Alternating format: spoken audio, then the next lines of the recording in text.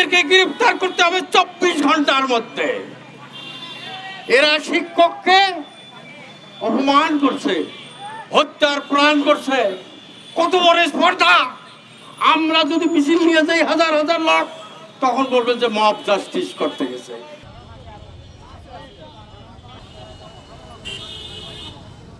নিশ্চয় আমরা আমাদের প্রতি এই কামরুজ্জামান স্বাধীন এবং তার দোসররা বিভিন্ন সময়ে একাধিকবার আমাদের আক্রমণ করেছে।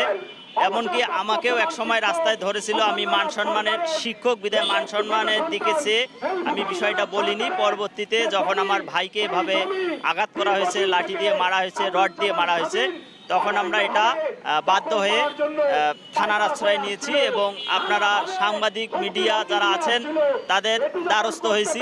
আমরা চাই এটার একটা সুষ্ঠু বিচার হোক, যাতে কেউ ভবিষ্যতে এরকম অসহায় মানুষকে এভাবে দিনে দুপুরে মারতে না পারে। প্রচন্ড মারধর করে এবং মৃত্যুর মুখে ঠেলে দেয়, মৃত্যুর দিকে ঠেলে দেয়। তার পিছনে দুইটা বাচ্চা ছিল, তার মেয়ে এবং স্কুল থেকে ফিরছিল, সেই সময় রাস্তা অ্যাটাক করে এবং প্রচন্ড মারধর করে, এমন মারধর করে যে মাথা ফেটে যায় একেবারে। আপনারা হয়তো জেনে থাকবেন কমলকৃষ্ণ সরকার তার পরিবারের জমি দখলের জন্য দীর্ঘদিন থেকে এই কামরুজ্জামান স্বাধীন তিনি পায়তারা করছেন, দীর্ঘদিন থেকে হুমকি ধামকি প্রদান করছেন। এর ধারাবাহিকতায় সেদিনের এই ন্যাক্কারজনক হামলা সংঘটিত হয়েছে।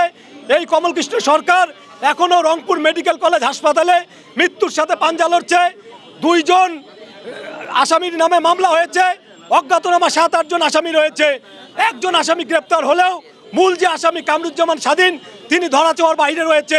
আমরা বলতে চাই যে জুলাই অভ্যুত্থানের যে চেতনা ছিল, যে এখানে ধর্ম বর্ণ নির্বিশেষে সকল শ্রেণী পেশার মানুষ এই সমাজে নির্বিঘ্নে বসবাস করবে, ধর্মীয়ভাবে সংখ্যালঘু হওয়ার কারণে কিংবা শিক্ষক হওয়ার কারণে কিংবা আর্থিকভাবে অসচ্ছল হওয়ার কারণে কারো উপর নিপীড়ন জুলুম চলবে না।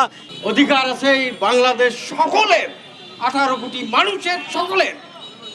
আমাদের মুষ্টিমেয় সন্ত্রাসী এখনো গ্রেফতার হয় না, যারা রাজনৈতিকভাবে নিষিদ্ধ।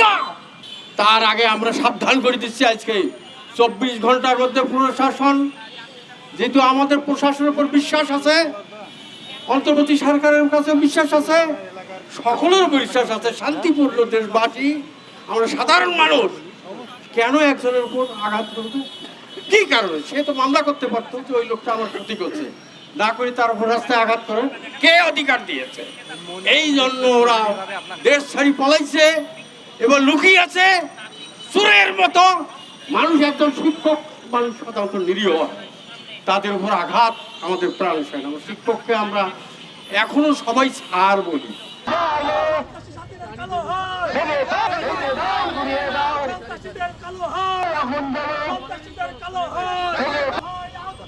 প্রশাসন জবাব চাই, প্রশাসন জবাব চাই।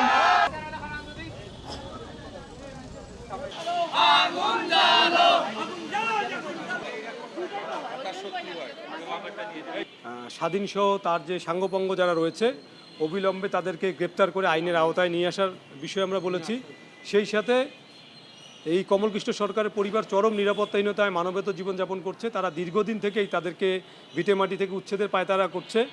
আমরা সেটির ব্যাপারে যেটি বলেছি যে আসলে তাদের নিরাপত্তা নিশ্চিত করতে হবে এবং এই যে একজন শিক্ষককে যেভাবে নির্মমভাবে জখম করেছে, আহত করেছে, এটা আসলে শুধু ওই পরিবারের জন্য না, জাতি হিসেবে আমাদের জন্য লজ্জার। কারণ একজন শিক্ষক হচ্ছে মানুষ গড়ার কারিগর। একজন শিক্ষকের উপরে হামলা হওয়া মানে কিন্তু গোটা শিক্ষক সমাজের উপরে হামলা হওয়া। তো এই জায়গায় আমরা মনে করি যে রংপুরের যে প্রশাসন কার্যকর পদক্ষেপ নেবে, সেটি আমরা বলেছি এবং সেটি করতে যদি ব্যর্থ হয় তাহলে এই পরিবারের পাশে রংপুরের সর্বস্তরের মানুষ পাশে থাকবেন এবং এটার বিরুদ্ধে একটা কঠোর ব্যবস্থা নেবেন এবং সেটির জন্য উদ্ভূত কোনো পরিস্থিতি তৈরি হলে রংপুরের যে প্রশাসন দায়ী থাকবে, আমরা সেটাও বলে এসেছি।